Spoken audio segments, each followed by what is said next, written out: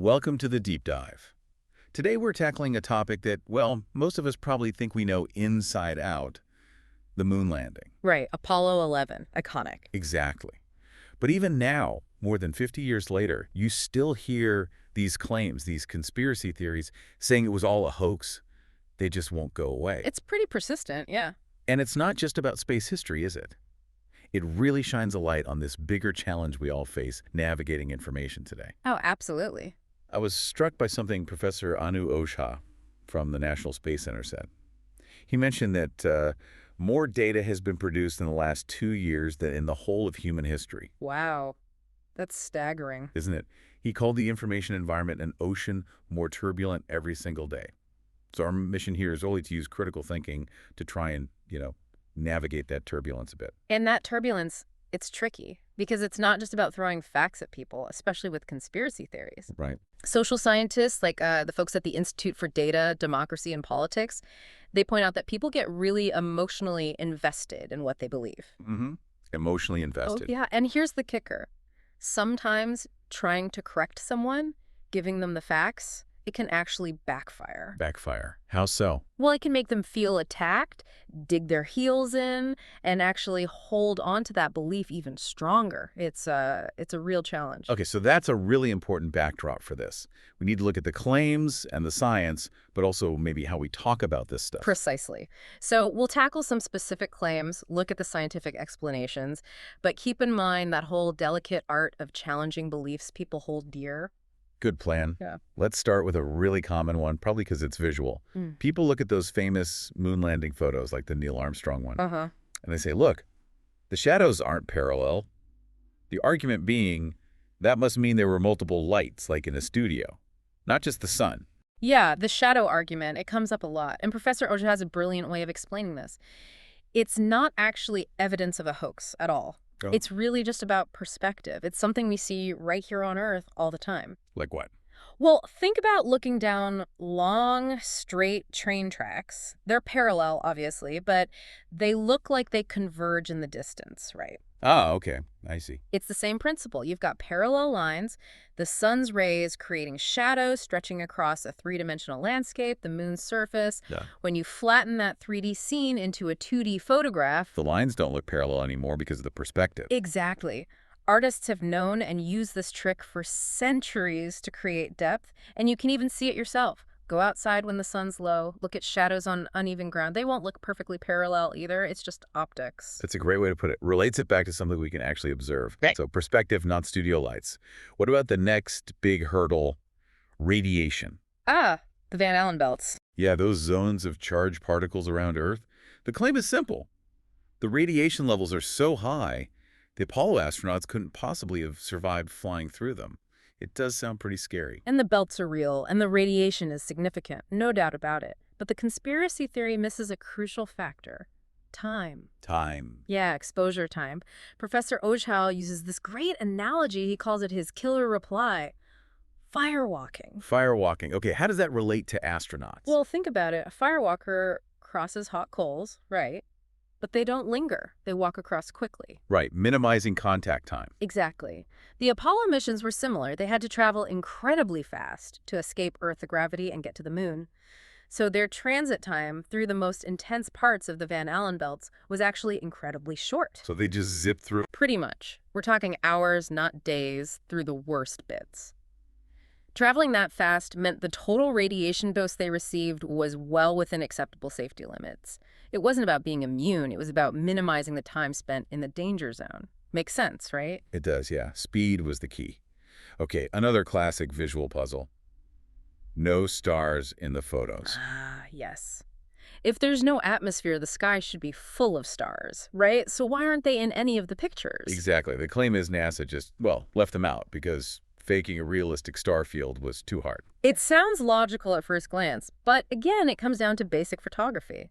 The key thing to remember is, even though the sky looks black, it was daytime on the moon surface when they took those pictures. Daytime. Even with a black sky. Yep. The sun was shining brightly on the lunar surface, on the astronauts, on the lander. Think about taking a photo on Earth at night of someone standing under a really bright streetlight. To get the person properly exposed so they're not just a silhouette or completely washed out, you need a very fast shutter speed and a small aperture. You're letting in just a little bit of light because the main subject is so bright. Gotcha. Well, the brightly lit moonscape and astronauts were like that streetlight. The camera settings needed to capture them properly.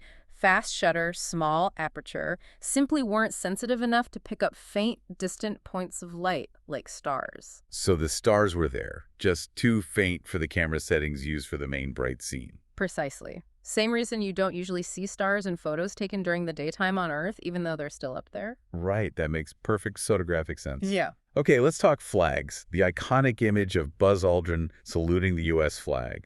A classic. Conspiracy theorists point out that the flag looks like it's waving, but there's no air, no wind on the moon.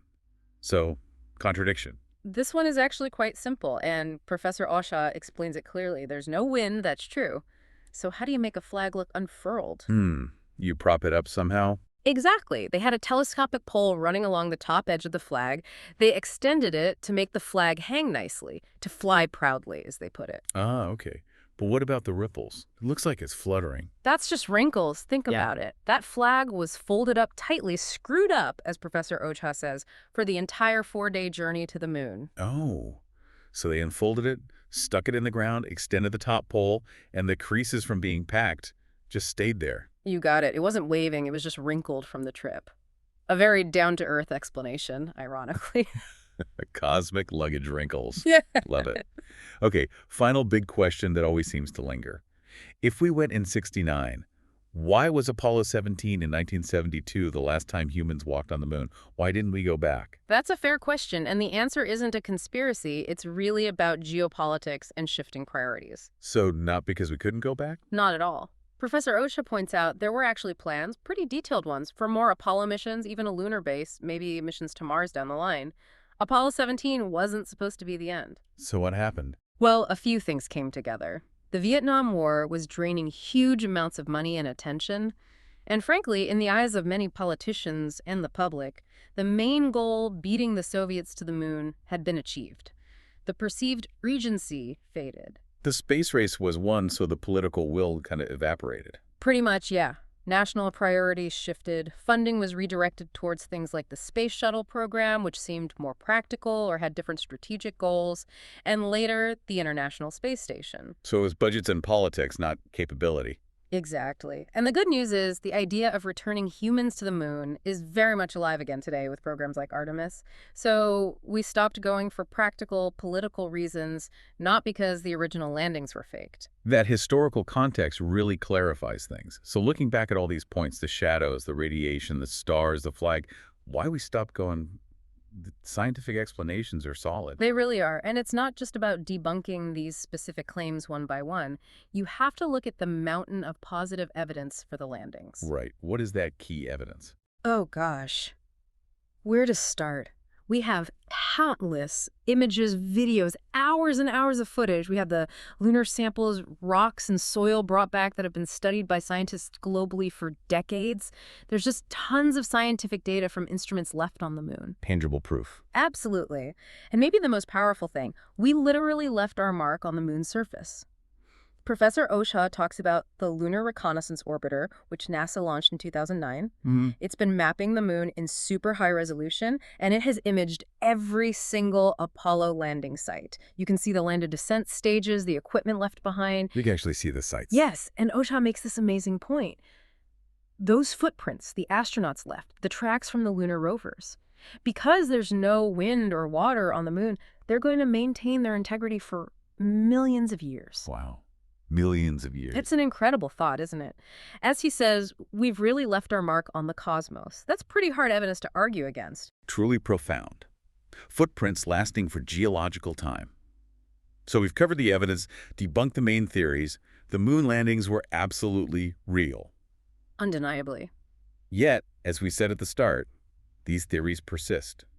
And that brings us back to that idea about belief, about information in this digital age. Exactly. It circles back to that point from the Institute for Data, Democracy, and Politics.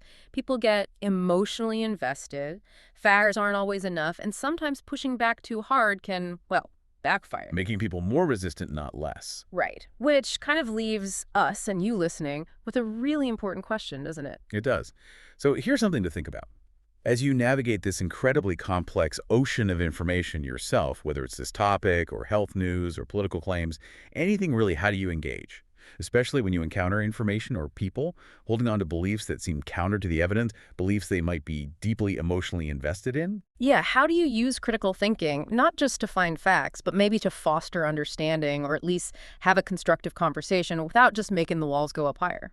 How do you bridge that gap without increasing resistance? That's the challenge, and something worth mulling over long after this deep dive ends.